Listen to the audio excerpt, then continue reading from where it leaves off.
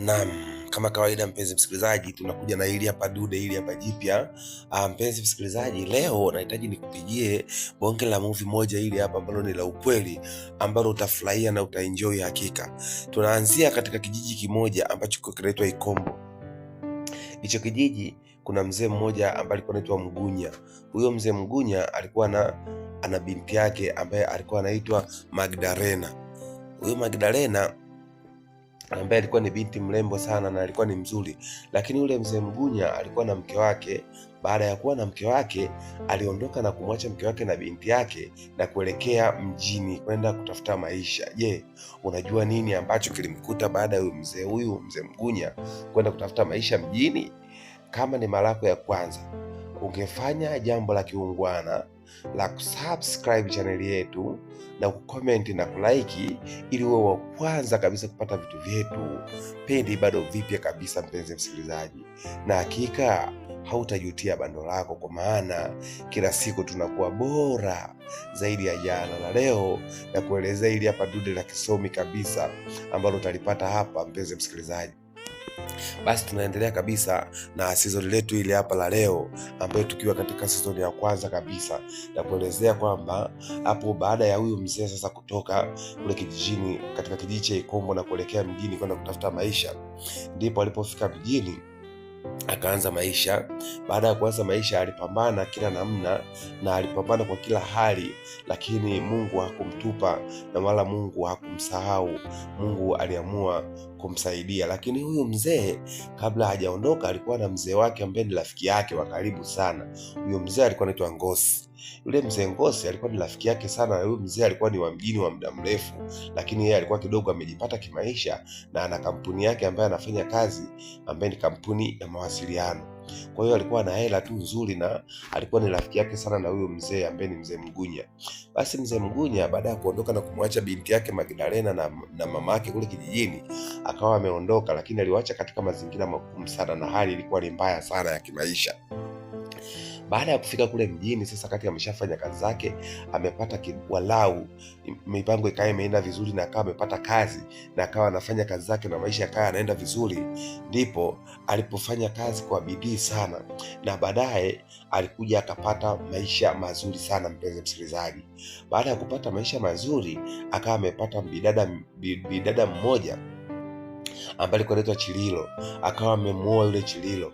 Baada ya kumuoa yule Chililo, akawa anaishi naye kule mjini na maisha yakawa ni mazuri sana, uwezi amini. Akawa na bonge la kampuni, yani bonge la kampuni ambalo ana pesa, anaingiza pesa na ameajiri watu kibao, lakini hajawahi kurudi nyumbani wala kuijulia familia yake hali wala nini. Lakini yule mzee ambaye alikuwa anaitwa mzee Ngosi, ambaye ni rafiki yake, alikuwa mara kwa mara akipendelea kutembelea kule kijijini na kwenda kuwaona hali na kuwajulia na kuachia chochote kitu, na mara nyingi alikuwa na mawasiliano sana na huyu bidada ambaye alikuwa anatambulika kwa jina la Magdalena, ambaye ni mtoto wake na mzee Mgunya.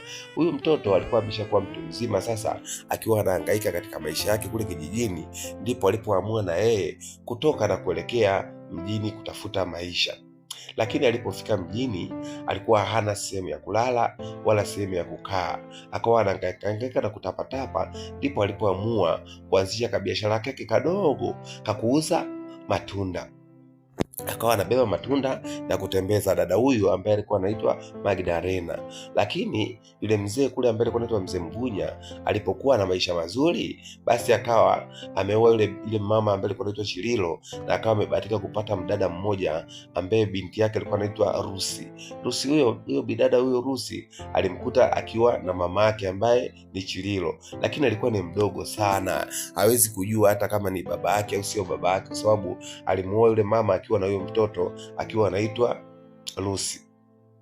Lucy alikulia mazingira ya kitajiri, mazingira ya kujidai, kwa sababu amekuta babake ana hela na pia mama yake ndio hivyo kwa ameshaolewa. Lakini yule mama yule ambaye ni Chililo, yeye alikuwa maisha yake yote alikuwa anawaza pesa tu, na hata kwa mzee hakumpenda. Lakini kwa sababu mzee alikuwa na kampuni, alilazimishwa na wazazi wake na kuambiwa kwamba nenda kaolewe na huyu mzee, kwa sababu huyu mzee ana pesa, na unavyojua pesa popote pale utakapokuwa nayo watu wengi huwa wanaitolea macho. Kwa hivyo wazazi wake na Chililo walimpenda yule mzee, kwa sababu mzee Mgunya kwa sababu alikuwa na pesa.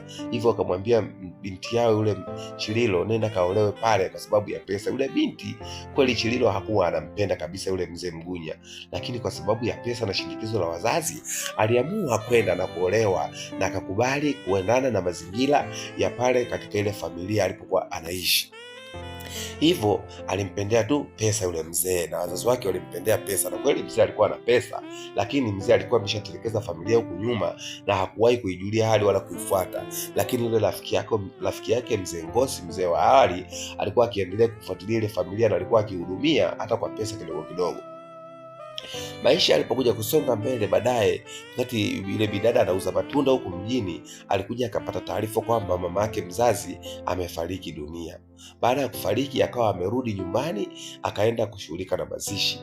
Baada ya kumaliza kushughulika na mazishi, akawa amerudi tena mjini, lakini akawa amepotezana mawasiliano na yule mzee ambaye ni mzee yule ambaye alikuwa anamsaidia mara kwa mara yule mzee Ngosi. Mzee Ngosi akawa amepoteza mawasiliano na yule bidada Magdalena, lakini Magdalena yeye akaendelea tu kupambana. Hakuwahi kukata tamaa katika maisha yake, aliendelea kupambana kutafuta pesa, na alikuwa akijali kwamba pesa ndio kila kitu katika maisha, kwa sababu ndio inayemweka mjini. Hivyo alikuwa ameomba hifadhi ya, kuna nyumba moja ilikuwa inajengwa ambaye haijaisha, kwa hiyo akawa ameomba hifadhi, akawa anakaa hapo na kulala hapo, akawa amefanya kama dogeto lake.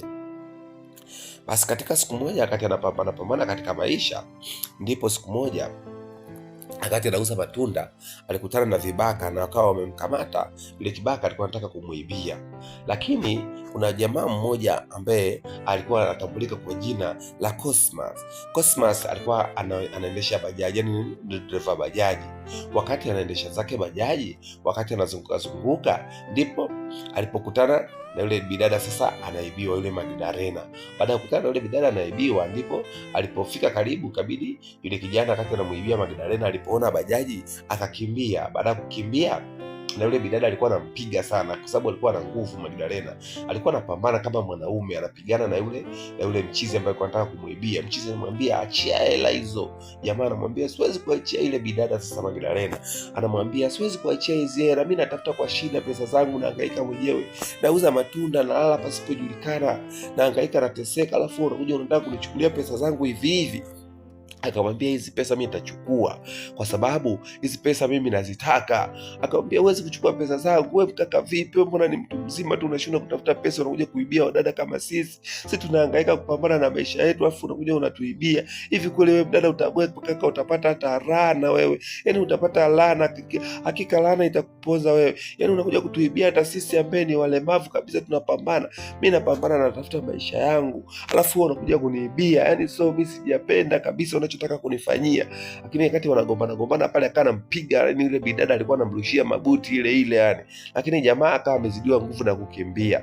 Baada ya kukimbia, basi Cosmas naye akawa amefika pale na bajaji yake. Baada ya kufika na bajaji pale, akamkuta yule bidada anahema pale na nini, akamsaidia kumnyanyulia sinia lake la matunda na akawa amempa pole pale, lakini moyoni yule jamaa ambaye ni Cosmas akawa amesema da, huyu mwanamke ni mpambanaji kweli, huyu ndo mwanamke wa kuoa sasa. Yani mwanamke anajua kutafuta maisha na pia ni mpambanaji, mpaka anapigana na mwanaume kwa ajili ya shilingi yake. Hakika huyu mwanamke anafaa kabisa kuolewa. Basi akawa amejisemea moyoni hayo maneno ambaye ni kijana Cosmas. Akawa amemwambia yule bidada, unataka nikusindikize na bajaji? Akamwambia hapana, mimi naweza kwenda mwenyewe, maana napoishi sio mbali. Anambia so basi haina noma, kama umekataa mimi nisikusindikize basi poa, wewe unaweza ukaenda, lakini ninakuonea huruma sana, ni kama unaweza ungeniachia mimi nikusindikize. Yule bidada yule Magdalena akawa amemwambia hapana, haina haja. Lakini kumbuka bidada Magdalena hajawahi kumuona babake, wala hata siku moja hajui babake aliendaga wapi, na anajuaga yeye katika yeye maisha yake anajuaga babake alishafariki. Kumbe bidada yule babake ni mzima, lakini hajui kama ni mzima. Basi akawa anaendelea na maisha yake, akawa anapambana na yule jamaa Cosmas, akawa anaendelea na maisha yake na kupambana na kibajaji chake. Lakini kule kijijini kule, yule mzee ambaye ni mzee Ngosi aliwahi kurudi kijijini kama mara kadhaa hivi akiwa anamtafuta yule bidada, na alipofika aliambiwa kwamba yule mama amefariki na binti yake ameondoka, hayupogi tena hapa. Alikuta tu ni nyumba ambaye haina mtu, yani nyumba imekaa tu haina mtu, lakini kama vile litongo, yani ambalo limehamwa, lakini hamna mtu anayeishi pale. Akawa anajaribu kurudi mara kwa mara katika ule mji kwenda kuulizia katika kile kijiji cha Ikombo kama anaweza akampata yule bidada Magdalena, lakini Magdalena kwa kweli akawa hapatikani tena na wala haji hata kule kijijini tena, kwa sababu alikuwa hakuna ambacho amebakiza tena, kwa sababu kama ni mama yake mzazi alikuwa ameshafariki na baba yake hajui mahali alipo, na akawa ni mdada wa mtaani, na hakika alikuwa ni mrembo, mashallah, Mungu kamjalia mtoto toto kweli, yani likitembea linavuta, yani hata wewe mwenyewe ukimwangalia unaweza ukafuata tu, yani ukimuona tu mtoto akipita hapo unaweza ukaanza kufuata nyuma bila hata sababu, kwa sababu mtoto alikuwa ameumbika kweli. Mtoto Magdalena alikuwa mashallah. Basi sasa akawa anaendelea na maisha yake ya kuuza matunda kule mjini, anazunguka anauza matunda na nini. Siku moja akaja akawa anauza matunda katika nyumba moja ilikuwa inajengwa. Baada ya kati anauza ile nyumba, yule kaka yule ambaye ni Cosmas akapita na bajaji. Baada ya kupita na bajaji akamwambia, "Hey, jamani ni wewe?" Akamwambia, "Ndio, ni mimi Cosmas." Akamwambia, "Basi jamani, nataka nikuuzie matunda leo, matunda yangu ni matamu." Hebu kaniambia basi nikatie chungwa moja hapo. Akawa amemkatia chungwa moja akala, akamwambia, "Umeona ile chungwa lilivyo tamu?" Basi Cosmas akasema, "Dada, kweli mwanangu, ile chungwa tamu kweli, yani la ukweli. Hebu nikatie machungwa kama 6 hapo nimenyea, alafu uniwekee kwenye mfuko." Basi bidada akawa amemenyea, kani wa hatari tu, wanacheza nini, wanaongea, ni watu ambao wanafahamiana nini. So lakini mchizi alikuwa anamuelewa sana yule bidada ambaye ni Magdalena, na huku anaendesha bajaji yake, akifika kijiweni anaongea na masela wake marafiki na nini, wanampa ushauri na 1 2 3 na nini. Siku moja katika matembezi yake, sasa huyu bwana huyu ambaye ni Cosmas, wakati anatembea akawa amempakia mdada mmoja hivi. Baada ya kumpakia yule mdada akawa amempeleka sehemu ambako ni bonge la jumba la geti moja hivi. Alipofika akamshusha yule bidada akawa ameondoka. Baada ya kuondoka akawa wamepeana mawasiliano, lakini yule bidada alikuwa anaonekana kama sio mtu mwema hivi. Basi so akawa amechukua mawasiliano yake na akawa ameondoka, ameendelea na kazi zake. Tukirudi upande wa pili huku tunakutana na yule bidada ambaye ni Rusi. Rusi alikuwa ni mdada ambaye ni tajiri, ambaye baba yake ana pesa, ambaye ndio huyo Mzee Mgunya akiwa na mama yake Chililo. Walikuwa wanakula maisha mazuri tu, yani maisha ni bomba tu, yani kula raha, anatembelea gari nzuri, maisha ya bomba, maisha yamenoga, yamependeza. Yani hasa akawa ni mtu ambaye anapenda sana starehe. Hivyo alikuwa na mpenzi wake mmoja ambaye alikuwa anampenda sana, lakini yule mpenzi wake alikuwa anaonekana kama hajatulia, yani ambaye ni huyu mwanadada sasa Rusi, ambaye alikuwa na pesa sana, anatembelea gari ya kifahari nini, lakini alikuwa anapenda sana kununua yani wanaume, yani akimkuta mwanaume akimpenda na nini, yuko radhi amuonge pesa yoyote ili mradi ampate, kwa sababu anatembea tu na gari, pesa nini ipo nini, umeona. Kwa maisha alikuwa ni mazuri, yani maisha ya mboga 7 8, yani kitu cha kawaida kabisa. Basi so mchizi akawa anaendelea na mishemishe zake za bajaji huku, anaendelea na yule kaka yule baba yule ambaye ni Mzee Ngosi, alikuwa anaendelea kumtafuta yule binti, lakini hajawahi kubahatika kumuona, na alikuwa anazunguka mara kwa mara, na kila mara baada ya miezi 3 4 alikuwa akishuka kule kijijini Ikombo kwa ajili ya kwenda kumtafuta, maana alikuwa anahitaji amueleze baba yake alipo, lakini hajabahatika kumuona, na kila akiwa akimtafuta anamkosa yani. Lakini so yule dada yeye akana pambana tu na kueleza zake kuuza matunda na nini, maisha yanaendelea. Siku moja yule kaka sasa ambaye ni Cosmas, wakati anauza wakati anaendesha zake bajaji, akakuta siku moja gari ya yule bidada ni ambaye ni Rusi ikiwa imeharibika sehemu ambaye ni mbaya sana. Baada ya kukuta ile gari imeharibika, akamkuta yule bidada, akamwambia, "Wewe dada, unafanyaje saa hizi, mazingira haya mbona ni mabaya, unaweza ukapata tatizo." Akamwambia, "Samahani, gari yangu imeharibika, lakini na mimi nilikuwa naelekea ofisini." Akamwambia, "Sasa kama gari imeharibika, unaonaje ukamuita fundi akaja kutengeneza, au la kama vipi, basi nikupakie na usafiri wangu ili uwahi ofisini kwako ukafanye kazi." Ile bidada kuangalia usafiri akaona ni bajaji. Yule dada akacheka sana, akamwambia, "Ni mimi unipakie kwenye bajaji?" Akamwambia, "Ina maana yani wewe unauonaje usafiri wangu? Kwa maana hiyo usafiri wangu mimi hauwezi kukusafirisha wewe, kwamba wewe kwako ndio usafiri, lakini wa kwangu mimi ni takataka, si ndio?" Basi Cosmas alichukia sana kwa madharau ya yule mdada ambaye ni Rusi. Akamwambia sasa, nilikuwa na uwezo hata kumuita fundi aje kutengenezea gari lako, lakini kwa sababu umenikera na kuniuzi, mimi sasa acha nikuache, mimi naondoka zangu. Akawa so anataka kuondoka, lakini wakati anaondoka yule bidada Lucy akawa amemuita, akamwambia Cosmas, usikasirike bwana, mimi sio kwamba nimekucheka kwa dharau, hapana, ila tu nahisi kwamba gari yangu hii nitakapoiacha hapa itakuwa katika mazingira gani. Akasema hapa tunamuita fundi, anakuja anarekebisha gari yako, alafu so mimi na wewe tunaondoka tunaelekea huko ofisini. Basi yule bidada akawa amekubali na akawa amepanda ile gari na kuelekea ofisini. Lakini wakati anaenda ofisini, so akawa amefika ofisini salama na mchizi akawa amepeana mawasiliano pale, akawa amemwacha pale, yakawa amejikataa yani. Baada ya kujikataa, alivyosepa sasa Cosmas akawa ameendelea na mishemishe zake. Baada yule dada sasa akawa ameitwa fundi, ametengeneza ile gari baada ya kupona ikawa imepelekwa nyumbani kwa yule bidada, kwa sababu ni mdada ambaye anajulikana, kwa sababu kwao mpunga upo, yani hela haichengi, yani hela ni ya kutosha. Akawa ameondoka zake na kurudi kule. Baada ya kurudi kule nyumbani sasa akakuta gari yake imeshafika, so akawa amechukua gari akawa ameondoka na kuelekea katika mishemishe zake. Wakati ameenda katika mishemishe zake, ndipo alipomfumania mpenzi wake akiwa na mwanamke mwingine. Baada ya kumfumania mpenzi wake akiwa na mwanamke mwingine, Lucy Loy ilimuuma sana. Akamwambia, ni mpumbavu, mimi nakuonga hela na kupa hela na kufanyia kila kitu, shopping na kupeleka, afu bado unakuja unanisaliti, unanichiti mimi. Akawa amegombana sana pale. Mchizi akamwambia, achana na mimi wewe, kwani pesa kitu gani bwana? Hata mimi mwenyewe naweza kutafuta pesa, acha mambo yako ya ajabu wewe, afu unadharau sana wewe dada, yani sikutegemea kama unadharau kiasi hicho. Akamwambia, hapana, sio nadharau, yani wewe unanidharau mimi, unanichiti wakati mimi nakuhudumia kila kitu, kama vipi pesa haina noma. Akawa anaendesha gari kwa kasi. Sasa akiwa anarudi nyumbani amepata hasira, yani anarudi nyumbani kwa hasira. Wakati anarudi nyumbani kwa hasira akawa amepata accident, amegongana na mtu, yani wakati amemgonga mtu akawa amemchukua yule mtu na kumpeleka hospitali. Baada ya kumpeleka hospitali akawa amekaa kule amelala mpaka asubuhi. Sasa aliporudi nyumbani asubuhi, wazazi wake wakawa wanamkoromea, hasa bidada mama yake ambaye ni Lucy. Akawa anamwambia, umeanza kulala nje lini? Yaani wewe sasa hivi umeanza kulala nje? Akamwambia, mama, hapana, kuna mtu nilikuwa nimempatia ajali. Baada ya kumpatia ajali kati natembea, kwa hiyo nikawa nimempeleka hospitalini. Sasa nikaona sio vizuri kumwacha mkaka watu hospitali wakati mimi nimemsababishia yani ajali. Akamwambia, sasa kama umemsababishia ajali, si ungeacha na madokta, kwa wewe ni dokta mpaka ulale naye huko?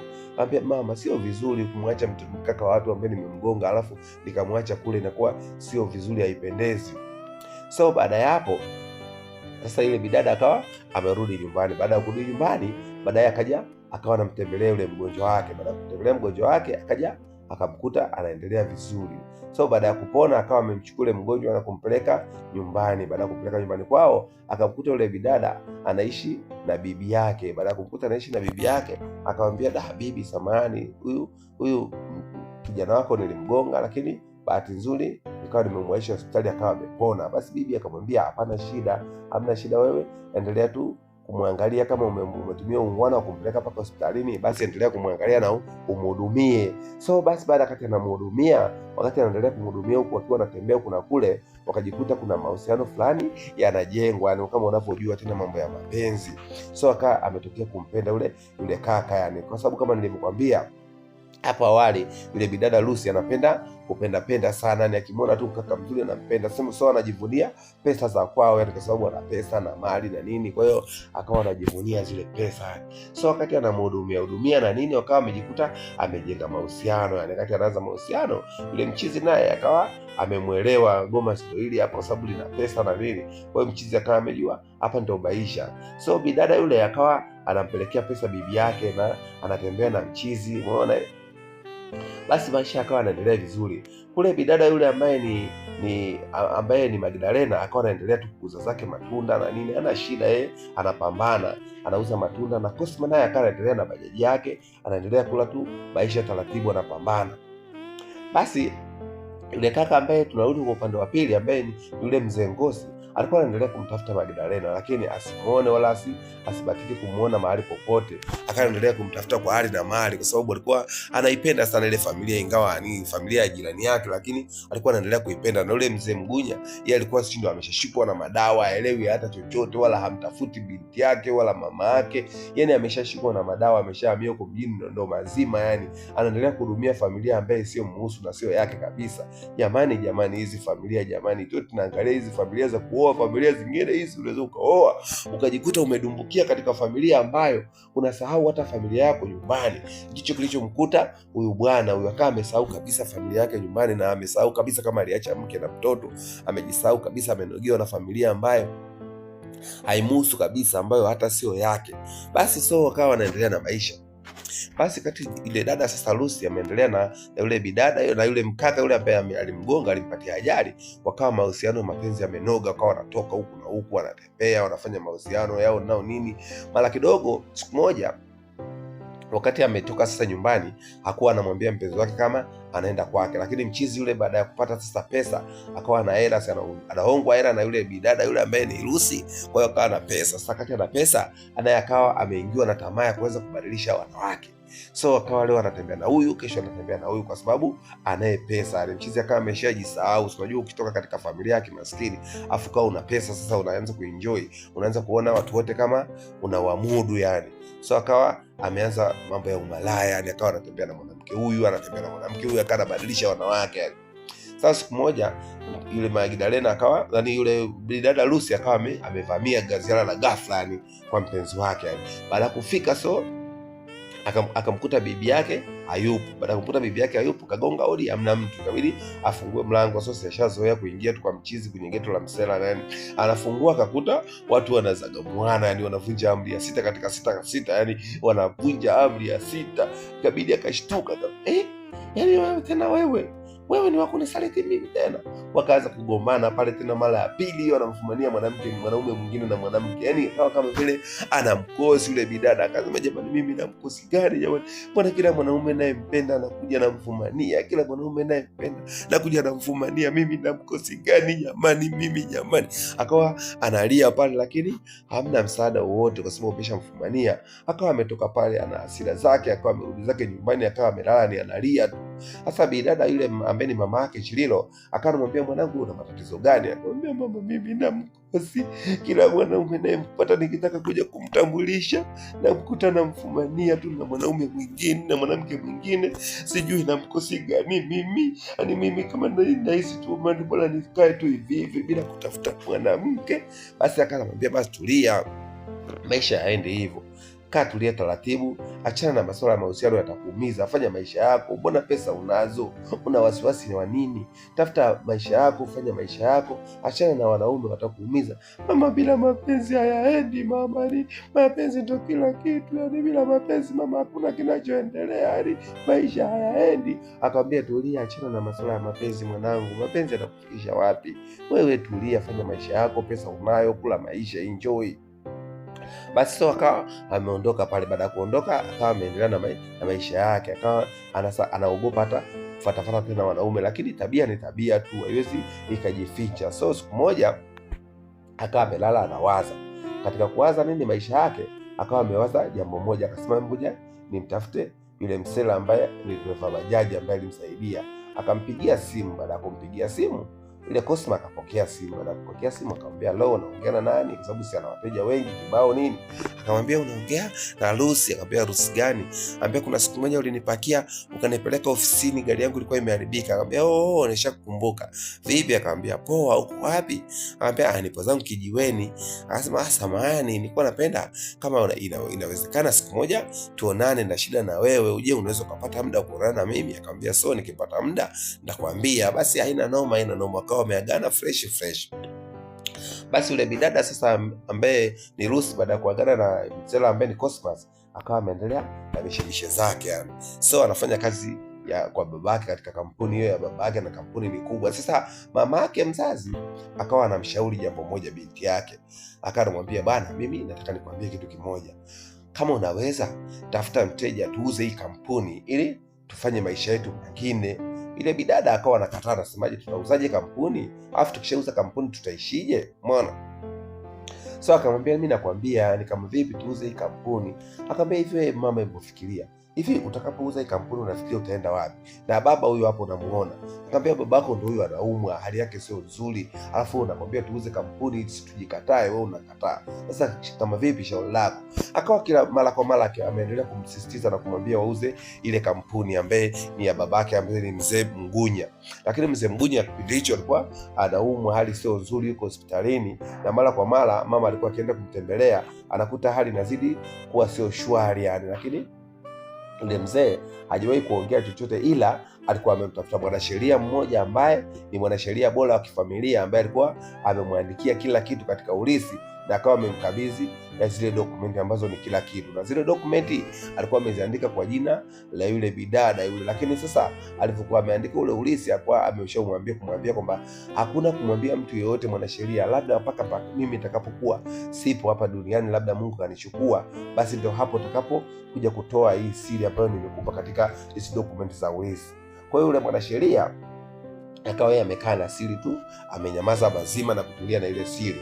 Lakini huku yule dada yule akawa mama anamlazimisha ni kwamba tuuze hii kampuni ili tusepe, tujikatae katika maisha. Lakini bidada akawa anakataa kuuza ile kampuni. Yule bidada Rusi akawa hataki kuuza ile kampuni, akasema mimi baba wakati anaumwa, mimi nitaendelea kuiendeleza na nitaendelea kuihudumia hii kampuni mpaka hapo itakapofikia mwisho wa mzee, na nitaendelea kusimama na hii kampuni. Na alikuwa ana share kubwa tu, na pia alikuwa katika kampuni, yeye ni leader, yani kama vile kiongozi. Baba akawa amemkabidhi yani majukumu ya kusimamia ile ofisi kati yeye anaumwa. Mama mzazi yeye alikuwa anatulia zake na yeye yupo katika hiyo kampuni, lakini yeye kama vile msaidizi tu wa mwanae ambaye ni Lucy. Na Lucy alikuwa anatembelea gari kali, anabadilisha kila siku gari, na kiburi kake kinaendelea kuzidi kwa sababu ni mtu ambaye ana pesa, alafu pesa imejaa ya kutosha. Yule mzee Ngosi alikuwa anaendelea kumtafuta yule bidada Magdalena, na Magdalena pia akawa yeye anaendelea tu na mishemishe zake za kuuza matunda, ana hili wala lile. Lakini yule kaka yule ambaye ni Cosmas alikuwa anampenda sana Magdalena, alikuwa mara kwa mara alikuwa akimfuata na kununua matunda, anaendelea kuwa naye kwa ukaribu, yani anaweka ule ukaribu sana, lakini sio anaogopa kumwambia, yani sio alikuwa mchizi midomo zege, yani anashindwa kumwambia msela, anashindwa kumwambia bidada kama anampenda. Lakini yule bidada Magdalena yeye alikuwa hajui kabisa swala la mapenzi, wala hajawahi kukutana na mwanaume hata siku moja, wala hajawahi kabisa ni kufanya kazi za ndani hata siku moja, hajawahi kufanya yani. Lakini Cosmas akawa anajua labda huyu bidada labda anajua mambo yetu, yani alishawahi kufanya hizo kazi za ndani, lakini kumbe bidada hajawahi kabisa kufanya kazi za ndani. Basi yule bidada akawa anaendelea tu na kazi zake za kuuza matunda na nini, huku akiendelea kuhudumia pale ambapo anafanya kazi zake na nini. Lakini siku moja yule mama ambaye ndo alimkabidhi pale sehemu ile ya kulala, siku moja akaja akawa amemwambia, bana, naomba ujiandae katika siku ya Ijumaa, huyu mwenye nyumba anakuja, kwa hiyo sitaki akukute hapa. Kwa hiyo naomba kufanya chochote uweze kuondoka katika hii nyumba, kwa sababu hii nyumba, mwenye nyumba akija akikukuta hapa itakuwa so poa. Sasa yule bidada yule Magdalena sasa Magdalena akawa anamwambia yule mama sasa ambaye ndio amemkabidhi katika ile nyumba, akamwambia, sasa mama, unanifukuza mimi, nitaenda wapi?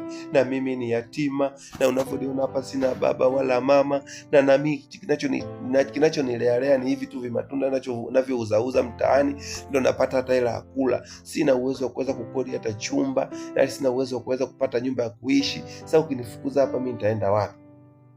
Yule mama akamwambia, mimi hiyo hainihusu, kwa sababu hii nyumba ni ya watu, muda wote unaweza ukaja ukatimuliwa hapa. Kwa hiyo Ijumaa nimekwambia mwenye nyumba anakuja, na mimi sitaki kukutea hapa. Kwa hiyo fungasha virago vyako usepe, yani ujikatae katika hii mjengo yani. Sasa yule bidada akawa na mawazo, yani siku ya kwanza ameenda ameuza zake matunda na nini, akawa anawaza atafanya nini, ana hata 100 matunda yenyewe ndio hayo hayaendi, kwa siku akipata shilingi 2,000 3,000 faida, ndio hiyo ambaye anatumia kwa kula, ndio hiyo ambaye ananunulia hata kasabuni, na ndio hiyo ambaye ananunua hata kiatu. Kwa hiyo akawa hana maisha mazuri, yani maisha sio yakawa ni magumu kwake, na anapambana mdada watu, hajawahi kujihusisha na wanaume, hajawahi kufanya kazi yoyote ambayo ya kujihusisha na wanaume, kuwa na karibu na wanaume wala kuingia kwenye masuala ya kistarehe, hajawahi kabisa.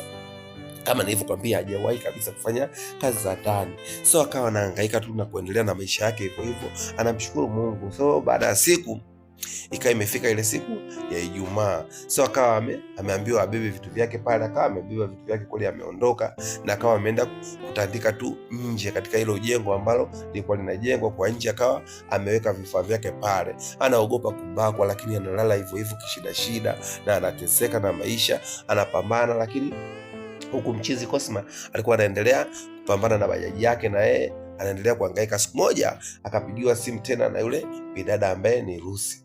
Baada ya kumpigia simu akamwambia, naomba leo tuonane. So mchizi akamfuata. Mchizi alipomfuata akamwambia, bana, nilikuwa naomba unipeleke ofisini, gari yangu imeharibika.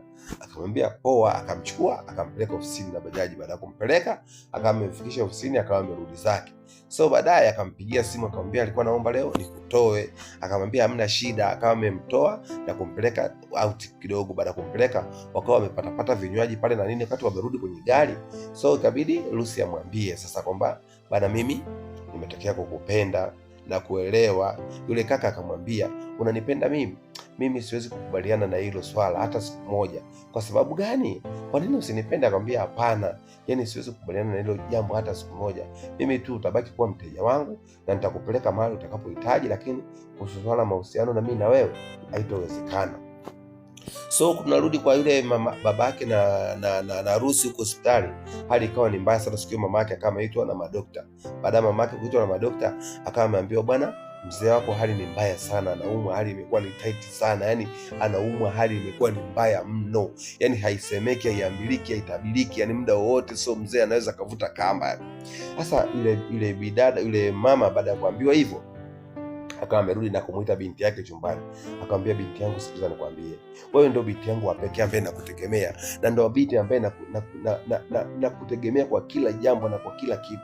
Naomba please na kuomba, fanya jambo lolote lile ambalo unaliweza, lakini tuuze hii kampuni. Akamwambia, mama, mbona unang'ang'ania sana mimi niuze hii kampuni? Kuna shida gani? Akamwambia, hapana, na maana yangu kukuambia hivyo, tuuze hii kampuni mwanangu. Lakini mama, ile binti akawa amekataa katakata. Akamwambia, mama, mimi siwezi kuuza kampuni. So siwezi kabisa, kwa sababu hii kampuni ndio inatufanya sisi tunalinga, ndio inatufanya sisi tunaishi, na ndio inatufanya sisi tunalinga hata na kutembea na magari mazuri barabarani. So siwezi kukubaliana na hilo jambo, na wala siwezi kuuza hii kampuni. Mama akamwambia, mwanangu, mimi ni mkubwa na mimi ndo naona mbali. Kumbuka, sikio haliwezi kuzidi kichwa. Kama unanisikiliza na unanielewa mama yako, tuuze hii kampuni. Tukishauza hii kampuni, mimi nitakuelekeza cha kufanya mwanangu. Mtoto akamwambia, hapana mama, siwezi kukubaliana na hilo, wala siwezi kuuza hii kampuni hata siku moja katika maisha yangu. Wewe kama unafanya lolote la kufanya fanya, lakini hii kampuni mimi siwezi kuuza. Basi bidada yule Chililo, baada ya kuona yule mwanae Lucy amekataa kuuza kampuni, basi akawa ameachana naye, lakini akawa anawaza sana, na kikaa muda wote anafikiria tu na mawazo, yani hapo akifikiria mzee kule, hali mbaya mzee. Basi siku hiyo akawa amekaa zake nyumbani asubuhi. Baada ya kukaa nyumbani asubuhi, akawa amepigiwa simu. Baada ya kupigiwa simu, awahi hospitalini mara moja. Baada ya kufika hospitalini, mzee kumbe alikuwa anamuita. Baada ya mzee kumuita, mzee akamwambia, nisikiliza nikwambie, mke wangu, wewe ni mke wangu ambaye mimi nimekuoa, na nimekuoa kwa ndoa, na mke wangu wa ndoa ambaye nakutegemea. Mimi katika haya maisha siwezi tena kuishi, na hapa nilipo namuona kabisa Israeli ananinyemelea. Kwa hiyo muda wowote mimi naweza nikakata kamba. Kwa hiyo nachokuomba, muangalie sana binti yako, na angalia hii kampuni na kila kitu nimemwachia mwanasheria. Endapo mimi nikifa, mwanasheria atakuja ataongea kila kitu katika ulisi. Kwa hiyo kila kitu nimemwachia mwanasheria. So kwa hiyo mimi muda wowote naweza nikawaacha na nikawa sipo katika hii dunia tena. Kwa hiyo naomba uwe makini sana na binti yako, na naomba umwambie kabisa awe afanya kazi vizuri, na afanye kazi na wafanyakazi vizuri, na wajali wafanyakazi, na aiendeshe kampuni bila shida yoyote, kwa sababu namwamini sana binti yako, na pia nimemsomesha kwa gharama kwa sababu ya kusimamia hii kampuni. Kwa hiyo naomba uwe makini sana. So akamwambia sawa, haina shida, lakini mimi naomba nikuambie tu kabisa kwamba usije ukatuacha, kwa sababu sisi tuko katika hali mbaya, hatuwezi jua maisha yetu yatakavyoenda. Akamwambia Mungu ndo kila kitu, na Mungu ndo anayeweza kufanya kila jambo lolote ambalo linawezekana hapa duniani. Kwa hiyo mimi naona kabisa hali yangu sio nzuri, muda wowote na wakati wowote naweza nikaaga dunia. Akiwa anaongea hivyo, mzee Mgunya anaongea huku analia kabisa machozi. So yule mama akajua labda kinachomliza kwamba labda analia kwa sababu ya kuiacha familia yake. Kumbe mzee Mgunya alikuwa amekumbuka sasa, akili zimeanza kumrudia, amekumbuka ile familia yake kule nyumbani ambaye alimwacha yule mama na binti yake mmoja ambaye ni Magdalena. Kwa hiyo akawa analia kukumbuka ile familia yake, anaaga dunia na kuondoka hapa duniani. Anaiachaje ile familia katika mazingira gani? Na hajawahi kwenda hata siku moja, na hajawahi kuwajulia hali inakuwaje. So akawa analia sana, yani sababu dada ile akawa anajua labda analia kwa ajili ya kwake. So akamuita na binti yake pia. Alipomuita binti yake akamwambia, Rusi mwanangu, wewe ni binti yangu ambaye nimekusomesha kwa shida sana, na pia na kuomba katika maisha haya, pambana utakavyopambana, na mimi siwezi kukuacha na nikakuacha hivi hivi.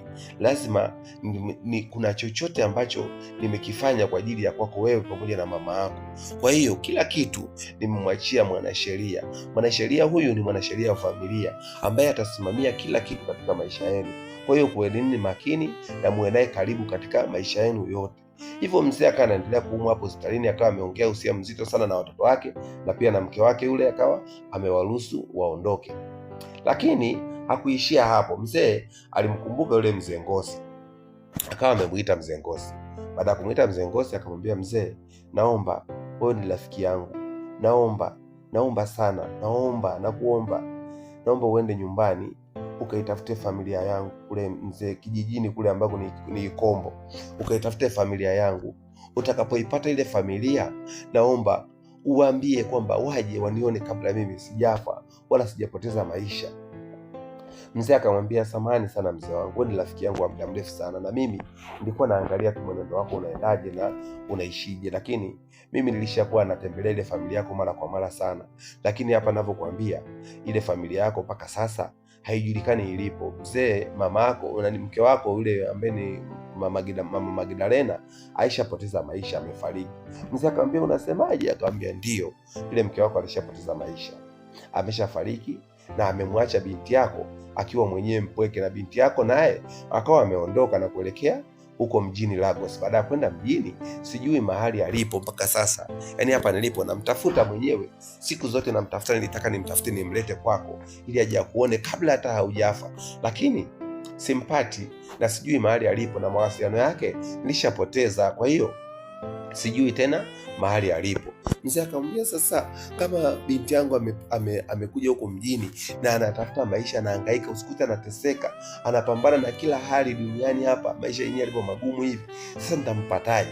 Akamwambia, hapana, mimi nitaendelea kumtafuta kwa sababu mimi ni mzima, lakini mimi nitaendelea kumtafuta, na endapo kama nitampata, kama utakuwa bado uko hai, basi nitamleta, lakini kama nitampata wakati umekufa, basi pia chochote kitu ambacho umemwachia, basi mimi nitamkabidhi. Akamwambia, mimi bana, kila kitu nimemwachia mwanasheria na asilimia zote nimezigawa kwa mwanasheria.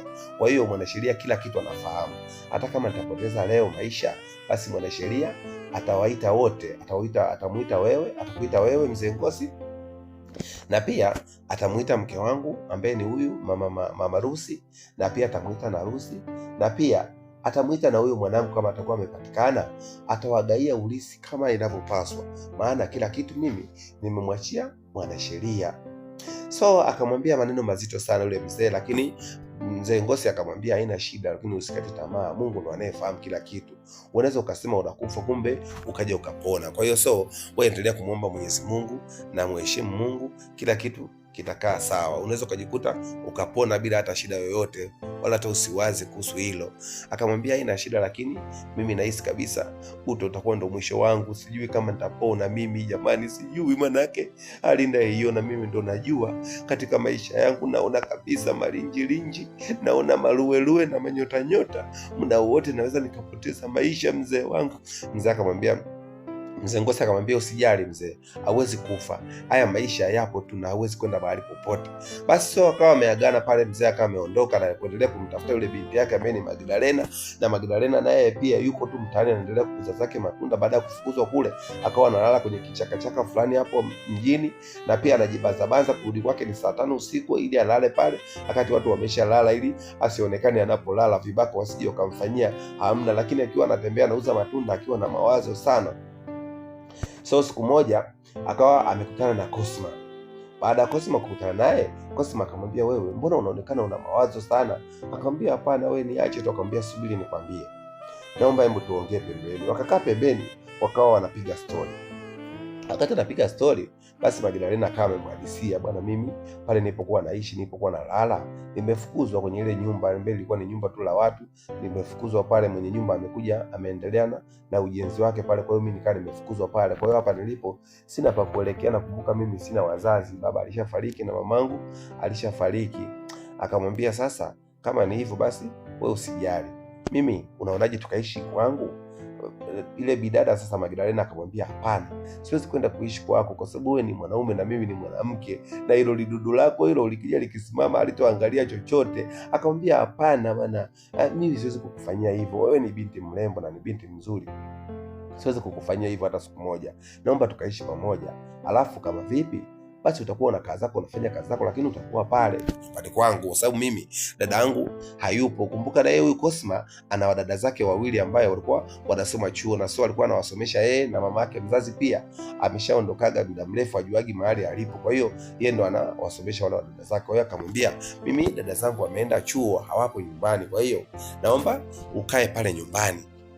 Basi ile bidada akawa amekataa kabisa, kata. Baada ya kukataa, ikabidi Cosma akamwambia, sasa kama ni hivyo basi hamna shida, ngoja mimi niondoke zangu, utajua mwenyewe, kwa sababu umekataa kuishi na mimi nataka nikusaidie, basi haina shida. Basi sio wakati anaondoka, ile bidada akawa amemuita ile nani Magdalena, akamwambia, bana, nimekubali, basi naomba tu twende kwa sababu sina pa kwenda. Na kweli alikuwa hana mwelekeo na hana mahali popote pa kwenda, ikabidi akubaliane naye tu, akamwambia twende. Akawa amemchukua na kumpeleka nyumbani.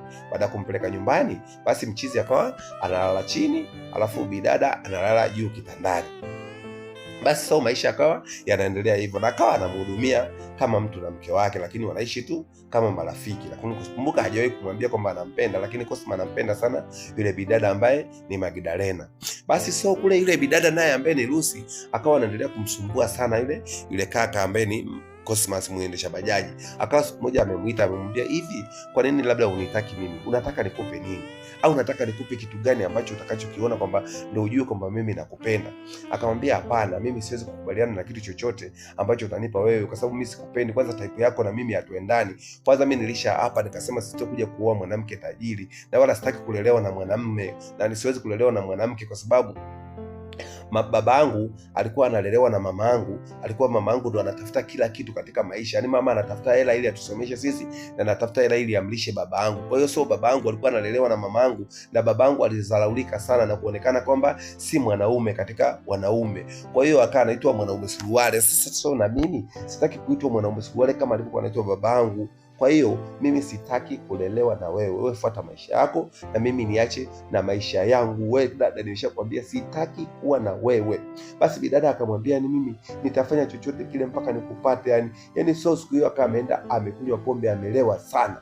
Baada ya kulewa sana akawa hawezi hata kutembea. So akawa amempigia simu Cosma. Cosma akawa ameenda amemchukua yule bidada Lucy, amempeleka nyumbani. Baada ya kumpeleka akakuta mama yake ambaye ni yule mama Mchililo. Baada ya kumkuta Chililo pale, ile Chililo akamwambia, umemtoa wapi huyu, mbona kalewa hivi? Akamwambia, mama, nimemkuta kalewa, yuko nje baa pale na hawezi kutembea, nikasema vijana wanaweza kumfanyia vitu vibaya, ikabidi nimlete tu nyumbani. Basi akawa amemlaza pale kitandani, na yule Cosmas akawa amemwaga mama yake na ameondoka. Mama yake akawa ameshukuru sana, mwambie, mwanangu, nashukuru sana kwa kumsaidia mwanangu, hakika wewe ni mwanaume bora sana, umemsaidia mwanangu, asante. Basi yule akawa ameondoka zake. Basi Cosmas akawa amejikataa. Baada ya kujikataa, ile bidada kesho baada ya kuamka akawa anamwambia mama yake, mama, mimi nimepata jana, nimelewa sana jana na nikawa sijielewi nini leo nileta hapa nyumbani. Basi yule mama yake ambaye ni Chililo akamwambia, bwana, kuna kijana alikuleta, anaitwa nani? Akamwambia, alisema anaitwa Cosma. na alikuleta na bajaji. Akamwambia yule kaka, mimi nampenda sana mamangu, lakini yeye hanipendi, na kila nikimwambia mimi namhitaji yeye hanihitaji, anasema yeye hawezi kuwa na mwanamke tajiri, mimi sijui nifanyaje yani. Akamwambia lakini kumbuka, nilikwambia wanawake wa kitajiri huwa sio wote wanaowapenda. Kuna watu wengine hawapendi maisha ya kitajiri, wanapenda maisha atafute mtu mwenyewe, hataki vitu vya kupewa. Kwa hiyo yule kaka ni sahihi, yuko sahihi kwa sababu anapenda kutafuta pesa zake mwenyewe, apendi pesa za kupewa, maana pesa za kupewa zina manyanyaso na masimango. So akawa ameondoka pale. Baada ya kuondoka akawa amerudi zake nyumbani. Sasa yule Cosma baada ya kurudi nyumbani akamkuta yule bidada, akamkuta ambaye ni Magdalena, akamkuta pale akawa ameandalia chakula pale, wamekula. Baada ya kula akawa usiku wamelala. Sasa wakati wamelala, so ikabidi ile bidada akamwambia, bwana, naomba ulale kitandani kwa sababu kila siku unalala chini, mimi sipendi unavyolala chini. Basi ile bidada akawa, ile kaka baada ya kuambiwa hivyo, Cosma akawa amepanda kitandani chapu. Kumbuka anampenda sana yule bidada. Wakati wamelala kitandani akamwambia, lakini usiniguse. Wakaweka na mto katikati ili asiniguse. Lakini ile kaka kati amelala akawa anamwangalia, kati anamwangalia vizuri pale kama amelala, akamuona kama amelala. Ikabidi akamsogelea akamwekea mkono. Wakati amemkumbatia pale, basi yule bidada kumbe naye alikuwa hajalala, naye anamwaza mchizi yani, naye akawa amemsogelea kidogo, amemsogezea kiuno, amemsogezea bambata ili amuone kwamba anaendeleaje. So wakati amemsogezea, basi jamaa akawa anacheka, akawa amelala kimya kimya, naye kumbe bidada naye akawa anajisikia raha, naye akawa anatabasamu tu kisirisiri. Basi wakawa amelala. Asubuhi mchizi baada ya kuamka akawa ameenda zake kijiweni na bajaji yake. Baada ya kufika kijiweni akakutana na rafiki yake. Rafiki yake akawa anamwambia mchizi, nikwambia kitu mwanangu, naomba umkubalie yule bidada tajiri. Yule bidada anakupenda wewe, unatafuta pesa alafu unakataa pesa, una maisha gani wewe? Akamwambia, sikiza nikwambie mchizi, mimi siwezi kukubaliana na yule bidada kwa sababu sitaki mimi pesa za kupewa na mwanamke, wala sitaki kabisa yani pesa za kupewa na mwanamke. Mimi nataka pesa zangu nitafute mwenyewe na maisha yangu mimi natafuta mwenyewe, sitaki kutafutiwa pesa na mtu. Akamwambia, lakini ungemkubalia tu yule bidada, so mbona ni mzuri tu alafu anakupenda, alafu yani kama ingekuwa ni mimi yani mimi ningemkubalia chapu yani. Akamwambia, mchizi, sikiza nikwambie, pesa nzuri tafuta mwenyewe, lakini mapesa kutafutiwa haya na watu, mwisho wa siku tu itakuwa ni manyanyaso. So baada ya kuongea na mchizi wake nini, akawa amerudi nyumbani. Baada ya kurudi nyumbani, siku hiyo kati anarudi nyumbani, sasa akakutana na mdada mmoja. Yule mdada akamwambia, akamuita, naomba bajaji. Akawa amempakia kwenye bajaji na kumpeleka nyumbani. Baada ya kumpeleka nyumbani, yule bidada aliposhuka akawa amesahau mkoba wake kwenye gari na kwenye bajaji. Baada ya kusahau mkoba wake, Cosma akamwambia, dada, samahani, umesahau mkoba wako. Yule dada alipochukua ule mkoba akausearch kwenye mkoba akakuta hakuna hela. Akamwambia, pesa zangu ziko wapi? Akamwambia, mimi sijui pesa, mimi nimekuita tu mkoba wako huu hapa, lakini sijajua wala sijachukua pesa yako. Akamwambia, hapana, umechukua pesa zangu wewe, kaka ni muizi sio nini. Akawa anapiga kelele pale na kuita watu. Wakati anaita watu, bila kaka Cosma akashangaa, akasema, huyu dada vipi, mbona mimi nimemsaidia tu alafu ananiambia tena nimechukua pesa zake? Ikabidi pale akawa ameshupalia watu, akawa amekuja, akapigwa sana. Baada ya kupigwa, yule Cosma akawa amepelekwa hospitalini na kupelekwa kituoni. Baada ya kupelekwa kituoni, yule bidada ambaye ni Lucy ambaye nampendaga akaenda akamtoa. Baada ya kumtoa akamrudisha nyumbani. Baada ya kumrudisha akawa anamuuguza pale vidonda na nini. Akamwambia, bana, mimi nimeshakwambia nataka uwe wa kwangu, nataka mimi uwe na mimi. Akamwambia, mimi siwezi kuwa na wewe, nishakwambia siwezi kukubaliana na wewe. Asante kwa kunisaidia, asante kwa kunitoa polisi, lakini siwezi kukubaliana na wewe, wala siwezi kuwa mume wako, wala siwezi kuwa na mapenzi na wewe. Akamwambia, hivyo kaka, unajielewa kweli? Yaani mimi nimekutoa kituoni, unajua nimetoa pesa ngapi? Nimetoa milioni nzima mimi kule kituoni kwa ajili ya wewe kutolewa, alafu nikalipa na ile tena milioni ya yule dada ambaye anasema kwamba umemuibia, lakini wewe bado hutaki kuwa na mimi. Hivi unataka nini? Akamwambia, achana na mimi bwana, kama vipi wewe umenisaidia tu. Akamwambia, sasa kama vipi, naomba utoke hapo kwangu, ondoka, sitaki hata kukuona hapa. So yule bidada akawa Lucy ameondoka kwa hasira. Baada ya kuondoka, Cosma naye akawa ametoka pale, ameondoka zake, amerudi nyumbani. Baada ya kurudi nyumbani, akawa anamhadisia yule bidada sasa Magdalena. Akamwambia, bana, mimi jana nilipata mkasa huu na huu na huu. Akamwambia, pole jamani, lakini sasa kwa nini usimkubalie tu huyo kaka? Kama huyo dada anakupenda na ni tajiri, kwa nini usimkubalie? Akamwambia, hapana, mimi siwezi kumkubalia kwa sababu mimi sina mapenzi naye na wala sihitaji kabisa mapenzi na kuwa na mtu kama yule. Mimi nataka nitengeneze mapenzi mwenyewe, nimtengeneze mpenzi wangu mwenyewe na niwe na mhitaji, yani nimtengeneze mwenyewe kutoka kwenye mikono yangu na niwe nampenda. Yani akiwa anamaanisha anaongelea yule bidada Magdalena ndo anayempenda, lakini Magdalena yeye akawa hajajua hilo. Anajua tu kwamba Mchizi labda ana malengo yake, lakini mchizi akawa anampenda sana Magdalena. So asubuhi jamaa wakati anatoka tu nje akakutana na bahasha, kuangalia ile bahasha akaichukua na kuingia nayo ndani. Ile bahasha imeandikwa jina lake. Baada ya kuifungua ile bahasha akakutana na dola za hela, yani dola kama dola 2000 hivi. Baada ya kukutana na ile dola 2000 akawa anamwambia sasa ile Magdalena kwamba hizi pesa ni za nani? Akamwambia wewe una bahati sana, yani mimi nauza machungwa na hangaika na pambana huko sipati hata hela kama hiyo, lakini wewe unaamka tu asubuhi unakutana na hiyo hela, na hiyo hela ni ya kwako kwa sababu bahasha imeandikwa jina lako, chukua hiyo hela. Akamwambia hapana, mimi hela siwezi kuichukua. Kama vipi? Najua tu kabisa hiyo hela itakuwa imeletwa na harusi, wewe nimrudishie pesa zake. Akawa ametoka pale na kuwasha bajaji na kuelekea kwa kina harusi. Kufika kwa kina harusi, akawa amefika pale akamwambia, nikwambie kitu wewe Rusi, mimi sitaki kuwa na wewe na wala sitokuwa na wewe, na sitaki uniletee chochote kitu kwangu, na pesa zako uchukua. Akamwachia pesa pale, akawa ameondoka. Mamake akamuona, mamake akawa amefurahi sana kumuona yule kijana kwa sababu anampendaga sana. Akamwambia, kijana wangu karibu. Akamwambia asante mama. Akamwambia, jamani, kwa nini sasa unakuwa so? Wakati anaongea naye pale, ile bidada Rusi akawa amekuja na hasira sana. Baada ya kufika pale akamwambia, mama, unaongea naye nini huyu? Mimi sitaki hata kuongea naye kwa sababu ananikera, anipendi, na mimi nampelekea hata zawadi anarudisha, yani namchukia huyu kaka, sitaki hata kumuona. Basi akawa ameondoka zake. Baada ya kuondoka akarudi nyumbani. Baada ya kurudi nyumbani, siku hiyo sasa wakawa wamekaa na yule bidada sasa peni Magdalena.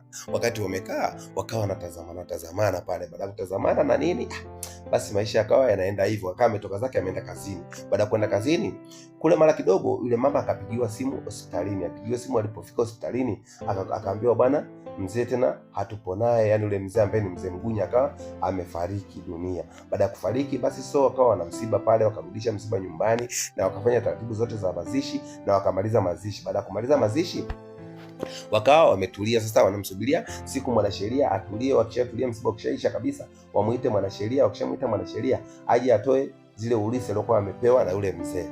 Basi siku hiyo ile kaka sasa akawa amerudi nyumbani.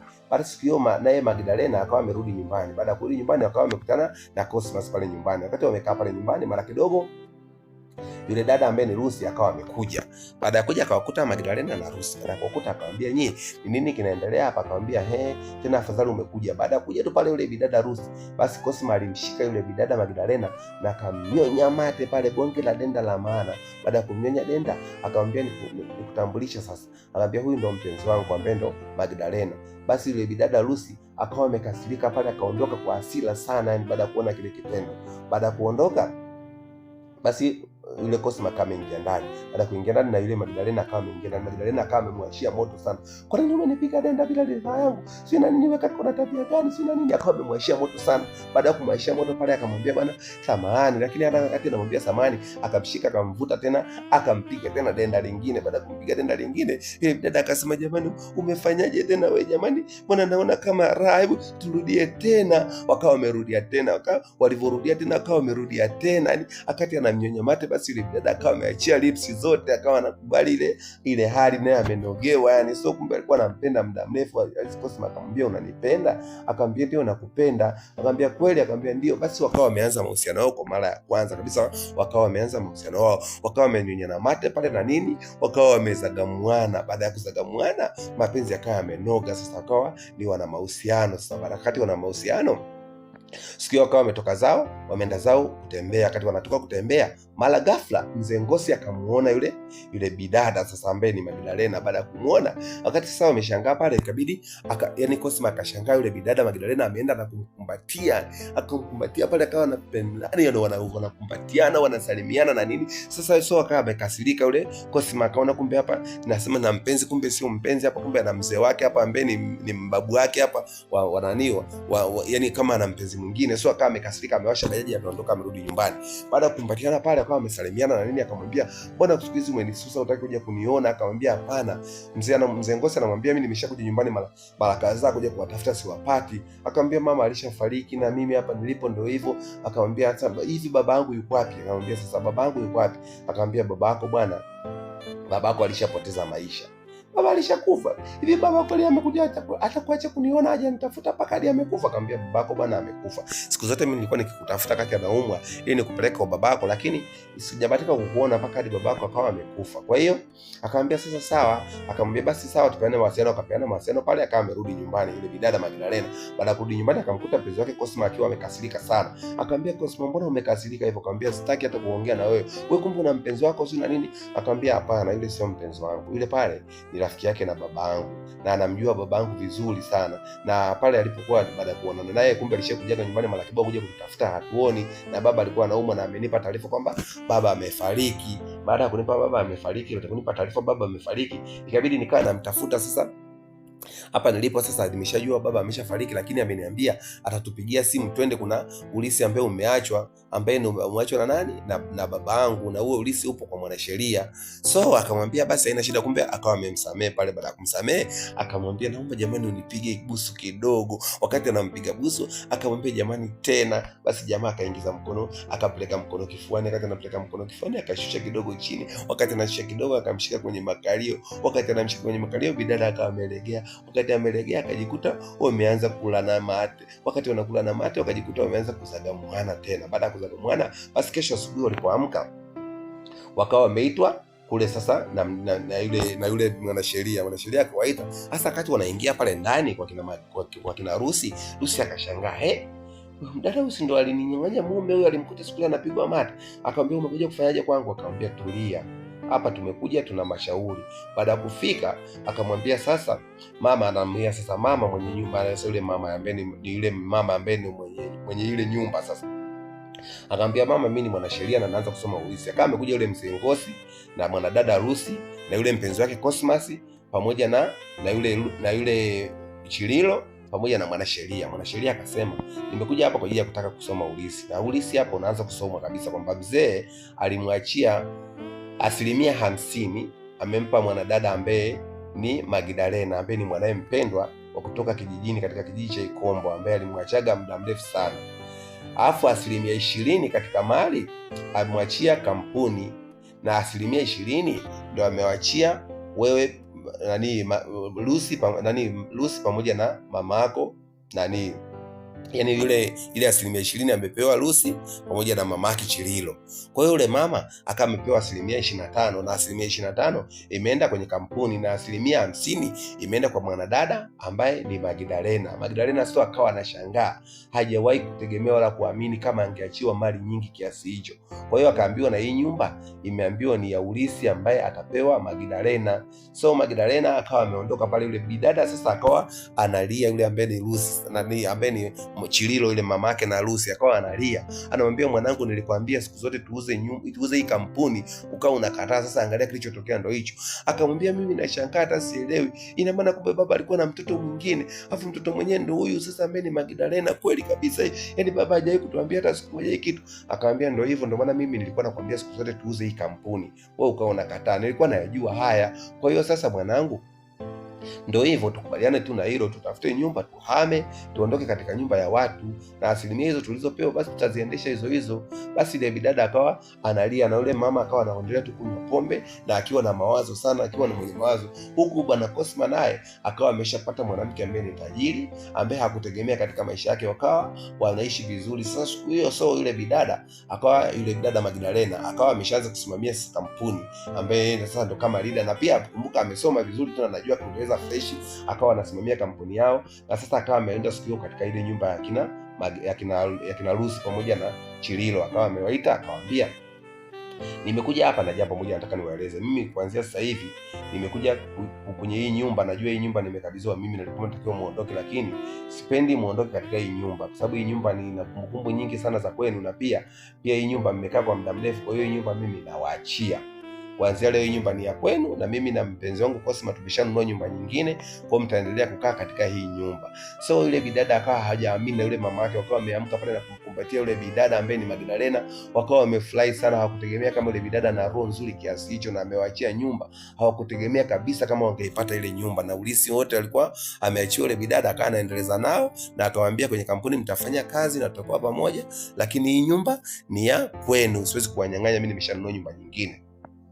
So basi akawa ameondoka na kwenda kwa mpenzi wake Cosma, na mzigo wetu mpenzi msikilizaji ukawa umeishia hapo. So kama umeupenda, umefurahia, comment hapo, like, usisahau kusubscribe channel yetu kama ni mara yako ya kwanza, ili ujiunge nasi, uwe pamoja nasi, na hakika hautakuwa unajutia bando lako, kwa maana kila siku tunakuwa bora kama hivi na tunaendelea kukufurahisha na kukupa mizigo mizuri kama hii. Hakika utakuwa umeenjoy na story yetu, na mimi nimejifunza kitu kwamba usimdharau mtu na usimnyanyase mtu, na hakika na wewe utakuwa umejifunza jambo kupitia huu mzigo wetu wa leo hapo. Kwa hiyo so unaweza ukacomment hapo, ukalike, ukasubscribe channel yetu, na utakuwa wa kwanza. Na pia kama una ujumbe wote, kama una ushauri, unaweza ukatupea katika namba 0788 79 37 31. Unaweza ukatutumia ujumbe wote, na kama una comment, kama una ushauri, unaweza ukatutumia. Usisahau kututumia katika namba zetu. Shout sana kwa marafiki zangu wote mnaonisikiliza, na pia nawashukuru wadau wangu wote mnaonisikiliza na mnaopenda channel yangu, na pia naomba muendelee kusubscribe channel yangu, na mwe wa kwanza kabisa kupata vitu vyetu katika bado vipya kabisa. Na mimi nawashukuru sana wapenzi wasikilizaji, maana bila nyinyi mimi siwezi kupata chochote na siwezi kufanikiwa katika maisha. Nawashukuru sana na nawapenda sana wadau wangu wote mnaonisikiliza na mnaofuatilia vipindi vyangu na mnaofuatilia channel yangu. Nawashukuru sana wapenzi wasikilizaji. Kwa hiyo tutaendelea kupeana mizigo mikubwa kama hii na mizigo ya maana, na mtaendelea kuenjoy kupitia historia zetu, na pia tunatoa stories za kufundisha na zenye mafundisho mazuri, na hakika mtakuwa mnaendelea kuenjoy. Endelea kusubscribe channel yetu na endelea kuenjoy na kuwa nasi, na pia nawatakia sikukuu njema ya Idi, na pia nawatakia sikukuu njema ya Kwaresma, na pia kila kitu nawatakia dua njema. Na waombeni muendelee kuwa na mimi, na mimi nitaendelea kuwa na mimi, na nawapenda sana wapenzi wasikilizaji. Usisahau kutuma ujumbe wako katika namba 0788 79 37 31. Hiyo ndio mawasiliano yetu ambayo unaweza kutupata kupitia hiyo namba, na tutaendelea kuwa pamoja. Mpenzi msikilizaji, hakika hautakuwa unajutia bando lako. Na pia kuna mzigo mwingine ambaye nitawaletea hivi karibuni, na pia nitawaletea mzigo mmoja mzuri sana ambaye mtafurahia na mtaenjoy na mtafurahia sana kupitia huo mzigo. Hakika kila siku unakuwa bora na mnakuwa vizuri katika kufuatilia katika kipindi chetu hiki ambacho nimekuwa nikiwafurahisha, na kila siku nikiendelea kuwapa vitu vipya, na hakika mnaendelea kuenjoy. Na kama ni mara yako ya kwanza, kama nilivyokuambia mpenzi msikilizaji, ungefanya jambo la kiungwana la kusubscribe channel yetu, na wewe unapata vitu vyetu ambavyo bado vipya kabisa, na utakuwa unafurahia na utakuwa unaenjoy, na hakika utakuwa unafurahia muda wote. Kwa kweli nawapenda sana wadau wangu, na nawapenda sana, na pia natamani muendelee kusikiliza channel yetu, na mwe tunaendelea kuwa pamoja muda wote. Na pia namuomba Mwenyezi Mungu atujalie, panapo majaliwa tutaendelea kuwaletea vitu vipya kama hivi, na kuna goma moja jipya ambalo nitawashushia muda si mrefu, na hakika mtaenjoy sana, na tutaendelea kuwa pamoja, na hakika mtafurahia. Shout sana kwa msela wangu ambaye yuko Arusha, napenda sana, ambaye anatambulika kwa jina la Kaburu. Namuelewa sana Kaburu, karibu sana mwanangu, na kuendelea sana najua unaendelea kufuatilia channel yetu na unaendelea kupata vitu vya moto kama hivi. Shout sana kwa msela wangu Kaburu, na pia shout kwa msela wangu wote wa Mwanza, shout kwa msela wangu wote wa Dar, shout kwa msela wangu na msela wangu mmoja ambaye anapatikana Kenya anaitwa Hassan. Shout sana na kukubali sana msela wangu, najua unaendelea kufuatilia channel yetu na unaendelea kuwa pamoja nami, na pia nakushukuru sana kwa comment zako na ujumbe wako niliupata. Nashukuru sana na nimeufanyia kazi msela wangu ambaye unapatikana pale Kenya, lakini kwa sasa nasikia upo Dar es Salaam. Msela wangu sana ambaye umekuwa pamoja nami kwa muda mrefu sana. Shout sana msela wangu. Na pia kuna machizi wangu ambao wanapatikana Dodoma, masela wangu, na wapa shout sana na wakubali sana, tuendelee kuwa pamoja masela wangu. Na pia shout kwa msela wangu Jose, na kukubali sana msela wangu. Na pia shout kwa msela wangu ambaye ni DMB, na kukubali sana msela wangu. Na pia kuna msela wangu mwingine mwanachama mwenzangu ambaye nilimsahau, anaitwa Ras Modi, na pia shout sana kwa msela wangu Lasi, na wewe unaendelea kuwapa watu Madrid hapo ya maana msela wangu, na nakukubali sana msela, tuko pamoja. Pia shout leo nataka niwape masharti masela wangu wote, yani na wote na wakubali yani. Na pia kuna msela wangu mmoja ambaye anaitwa KBD Machine, pia shout sana kwa msela wangu wewe KBD Machine, najua na kukubali, na pia na wewe unanikubali, shout sana. Na pia kuna masela wangu wengine ambao wanapatikana katika kijiji kimoja kinaitwa Dabalo, shout sana kwa msela wangu. Na pia shout kwa mjomba wangu Isa, na hapa masela wote mnaonipa hai na wote na wakubali, na pia mnalipa kunipa support. Na pia shout kwa msela wangu wa Kigoma pia mnanipa support sana, na wasikiliza sana, na pia shout kwa masela wangu wote mlioko nje, na pia nawakubali sana. So tutaendelea kuwa pamoja na tutaendelea kujuzana vitu vipya kama hivi, na pia mnaponifuatilia na mimi nashukuru sana, na ujumbe wenu nimeupata, na pia nawashukuru sana. Pia shout kwa my husband, mke wangu ambaye ni mpenzi, nampenda sana, na pia shout anaitwa Bi Fazila, nampenda sana Bi Fazila Isa, nampenda sana mpenzi wangu, na pia shout sana, na nakuombea Mungu kwa sababu unaendelea kunisupport na unaendelea kunipa moyo na unaendelea kunipa nguvu. Shout sana kwa mke wangu mpenzi ambaye ni Bi Fazila Isa Mohamed, nakupenda sana mke wangu, na pia nakuombea Mungu akubariki na aendelee kukujalia na uendelee kufanya kazi zako kwa usalama. Pia shout kwa masela wangu wote wa Arusha, pia shout kwa masela wangu wote wa Mwanza, pia shout kwa masela wangu wote wa Dodoma, shout kwa masela wangu wote wa Dodoma. Asanteni, nashukuru sana kwa kunisikiliza, na wapenda sana pila.